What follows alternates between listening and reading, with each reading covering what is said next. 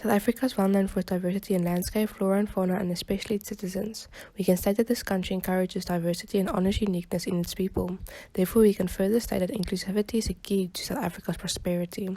Inclusive education promotes engagement and accommodation for a variety of students. However, teachers are continuously faced with students who experience serious barriers to learning because of their unique qualities. The following PowerPoint addresses strategies to alleviate both intrinsic and extrinsic barriers and to ultimately create an inclusively supportive learning environment. Inclusive education needs to consider potential barriers such as neurological and developmental impairments.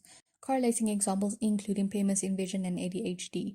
In a classroom environment, the process outlined with the CS document can be implemented. Visually impaired learners can be identified in the class when a learner seems to be struggling to see the board or sits closer than usual to their book when they write. For learner support, the learner can be placed closer to the board and be provided with bigger text in assessments. ADHD learners can be identified by an array of indicators such as a short attention span and the inability to remain static for a required time. For learner support, the teacher can limit the amounts of distractions surrounding the learner by not placing the learner near doors and windows and not overloading the learner with information.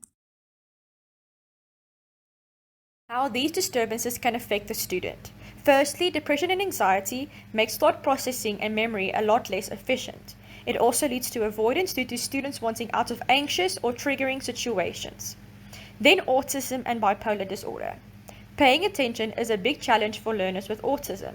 They are easily distracted by stimulants.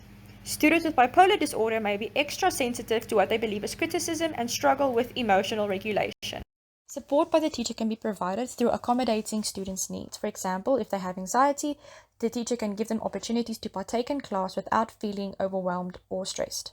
For students with autism, the teacher can place them in the class where sensory stimulants will be the least distracting. The work should not be rushed through due to concentrations of students lacking, and the teacher should also create a safe environment while teaching. Extrinsic barriers, negative attitudes to and stereotyping differences.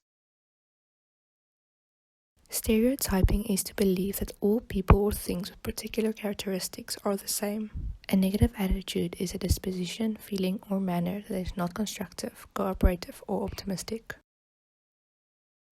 Strategies to combat negative attitudes and stereotyping as an inclusive teacher.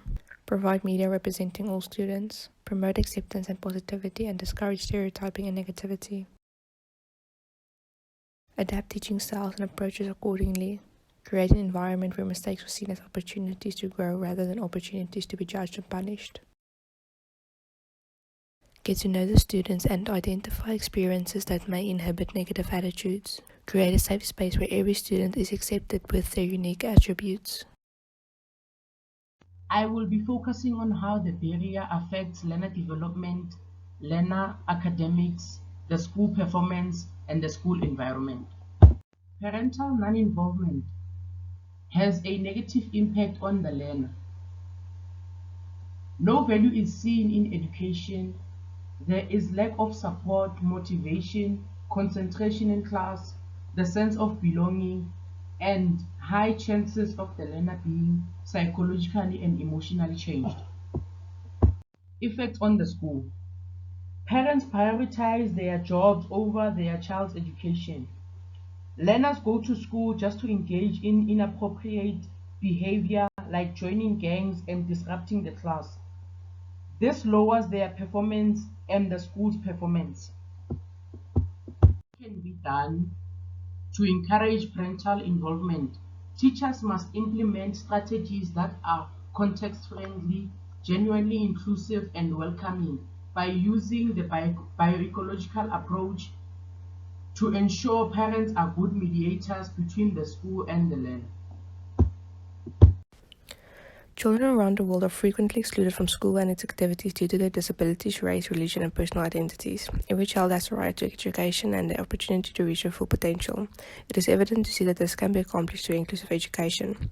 Inclusive education leads to better environments for education and enables students to develop good social relationships with their fellow learners.